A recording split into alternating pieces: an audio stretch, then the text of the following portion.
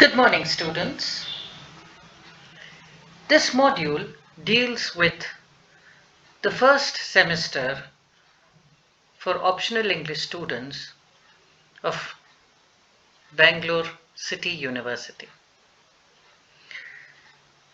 This section is under British literature and comes under the first section, the poetry section. I will be sharing with you inputs regarding the Puritan Age, Milton and the Age of Milton, and an extract from Paradise Lost. So let's begin right away. First, it is necessary to understand the key concepts of the age, which is determined by certain movements that happened outside of England. First is the Renaissance, which happened between the 14th century to the 17th century. It is called reawakening, rebirth, revisitation of the classics, a reorientation of ideas aligned to comprehending the classical writers, their ideas. So it was a kind of a new orientation culturally, politically, economically, with the core values of humanism, individualism, and skepticism emerging due to this great phenomena called the Renaissance. The late Renaissance, of course, is the last period of the Renaissance, the 17th century.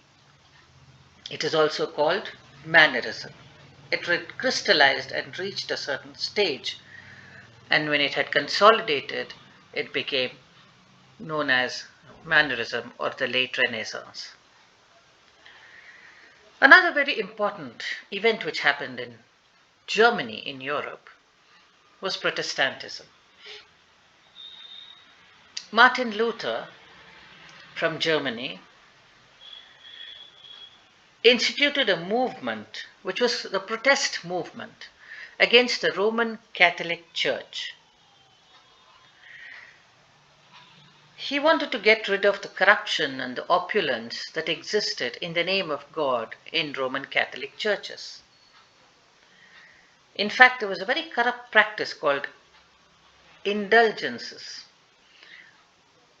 When people made a lot of mistakes or committed sins, they would go to the church and confess. And when they were absolved due to the confessions, they were absolved on the payment of a small fee. Now, this is a commercial transaction and not a religious transaction, according to Martin Luther Sr. So there were 95 points on which he argued or he protested against the Roman Catholic Church, pasted those 95 arguments on the walls of the Roman Catholic Church, and this led to a movement in Christianity which was called Protestantism. The course of the Renaissance also actually determined this, because Renaissance, as I said, also gave a lot of importance to skepticism. So questions were asked as to why there should be a middleman between God and the people. So a lot of interrogation happened, and there was an attitudinal shift from blind faith to reason. All this helped in gaining momentum and courage to speak against the church. So a branch of Christianity was consolidated called Protestantism, which diverged into various folds, numerous folds. Now, this Protestantism, which happened in Germany, also came into England, and England slowly moved towards Protestantism, with this royal support, of course. But an extreme form of Protestantism called Puritanism happened in England under Oliver Cromwell. This we will see later. Because of the protest against the Roman Catholic Church, the church had to look at itself again. This was the Reformation, which happened more as a way of cleansing the church of these new ideas. When Martin and his followers protested, the church tried to suppress it by either arresting or killing people who dared to question the church.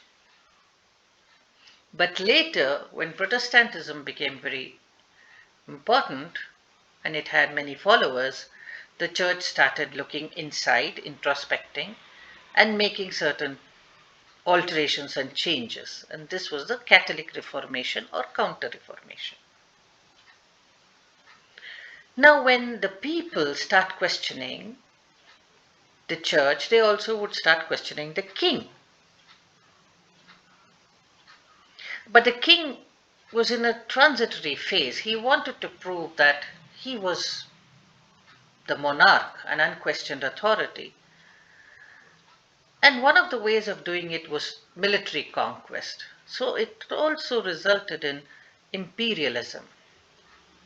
The Renaissance resulted in imperialism. Because of scientific discoveries, because of new innovations, tools, a different way of looking at the world, people started becoming adventurous and going beyond their borders and looking into new territory. And the policy of extending a country's power through colonization or use of military force, it's called imperialism. Because the country had to prosper, the king had to prove that they were a prosperous nation. They had to get resources from outside, they had to build their trade and commerce. And there was already a tool in terms of new ways of looking at the world called exploration and innovation. So they started using these tools to build a bigger nation. So the Africas, Americas, India, Far East became a part of the new empire, slowly and gradually. I have pasted two pictures to tell you the difference between the medieval age ideas of art and culture and the Renaissance idea of art and culture. I'm sure you've noticed that this is very flat, the Virgin Mary with her child and creation of Adam by God. You have a 3D effect to the painting. This is what Renaissance did to art and culture. It made it holistic, it made it more humanistic, and it made us look into our own social, cultural, political fabric. Also, because of the Protestant movement, a lot of things happened, as I said, in England. One of the most important things that happened in England was the religious ferment, as I said, which started in Germany. A major movement started in 16th century in Germany, which challenged the Roman Catholic Church, who questioned the authority of the church. And as the schools branched out, as I said, Protestantism came into England too. But what happened in England is it took a political turn because when you start interrogating the divine right of kingship, that is, the king is the representative of God on earth, supported by the church, things would obviously change because you start questioning that. And a lot of things were happening in England. The new middle class, because of entrepreneurship and industrialization, the change from the medieval to the more industrial society was happening. So you had the rising middle class who wanted to have a say in policies, public policies, and programs. Until then, the parliament was just an advisory body, a kind of a puppet in the hands of the king and the church.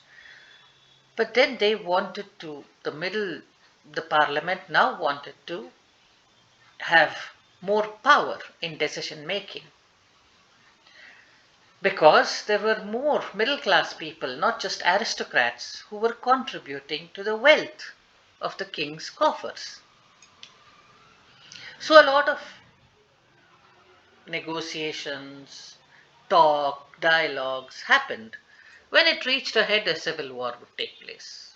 About 3 civil wars took place in England, and they were all because of the question of who will share how much power and whether the king was unquestioned in his authority. So the civil war, actually, the decisive one, was between Charles I and the parliament. Charles I succeeded James in 1625, but he squandered the national wealth and he was also accused of Catholic sympathies. Simultaneously, the House of Commons was dominated by the Puritans, which I said they believed and professed in an extreme form of Protestantism. High thinking, simple living, and abjuring the priest as a contact between God and man. It took an extreme form, a radical form. That's why it's called Puritanism.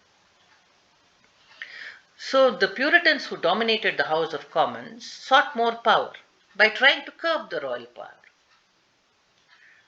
This started a civil war between the royalists and the sympathizers of the Puritan philosophy. It took a very nasty turn. It took a nasty turn because it led to the arrest of Charles. He was put to trial. They asked him to plead guilty on account of treason and murder, but he refused, and they pronounced him guilty and beheaded him. Killing the king is called regicide. This happened under Thomas Fairfax and Oliver Cromwell, who were the leaders of the Puritan movement. So finally, after the king was killed, Fairfax and Oliver Cromwell established what was called the Commonwealth. It was more a kind of a military dictatorship. Ireland, England, and Scotland together were known as the Commonwealth. And Oliver Cromwell became the protector of England, or the Republic was the protectorate now. And he ruled until his death. So the Parliament became supreme and the Commonwealth was established under Oliver Cromwell.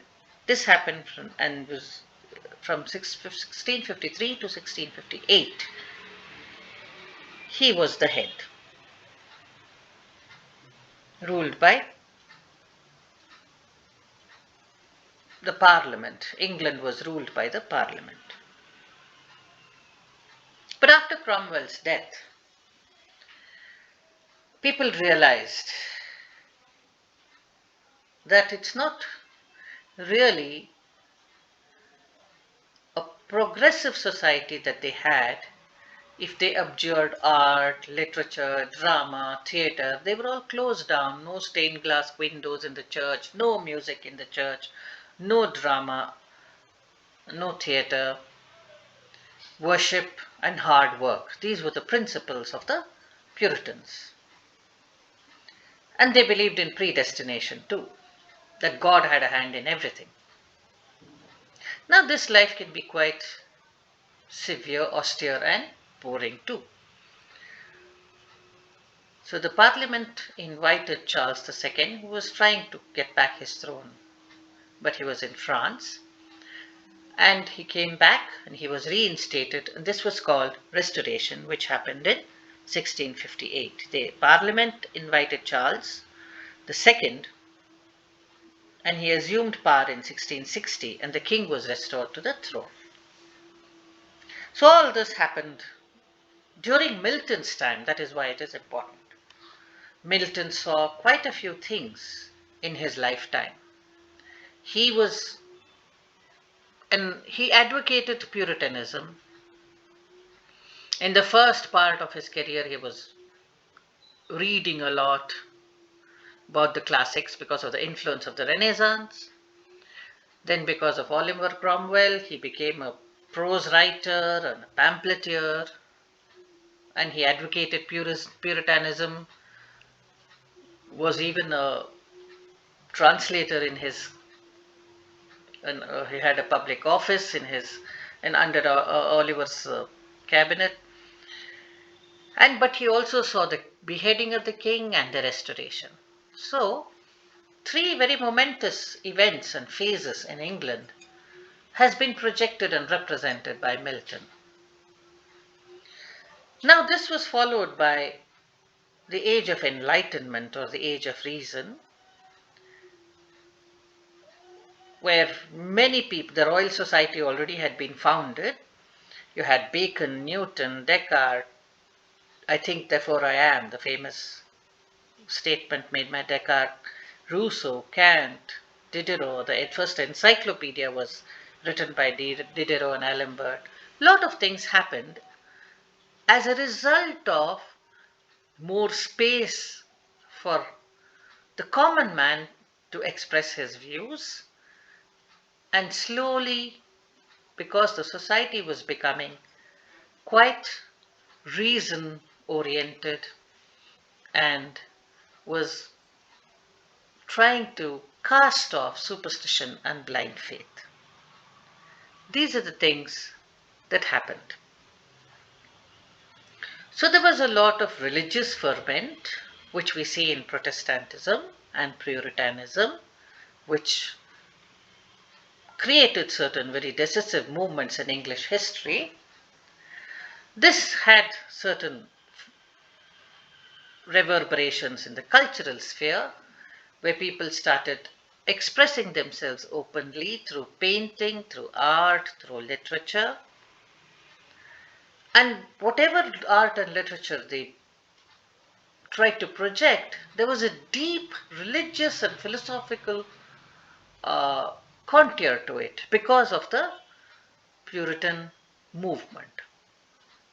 I've already told you how it impacted the political scenario, in the sense that England could never go back to the absolute monarchy that it had.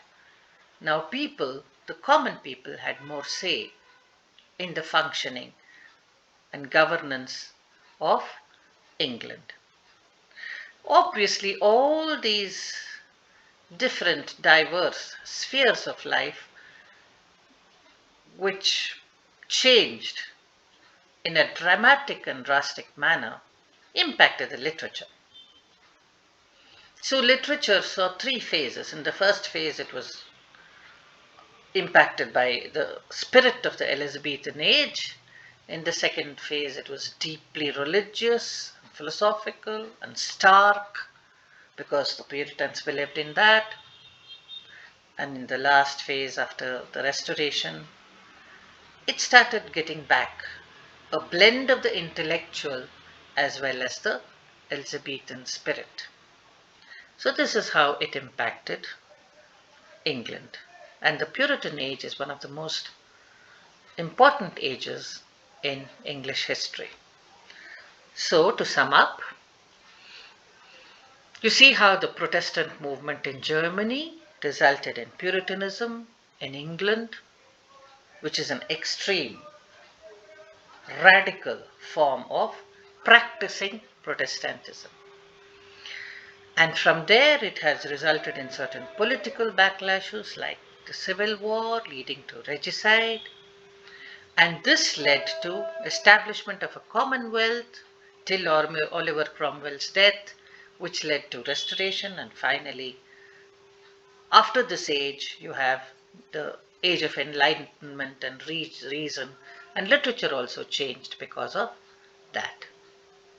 Thank you.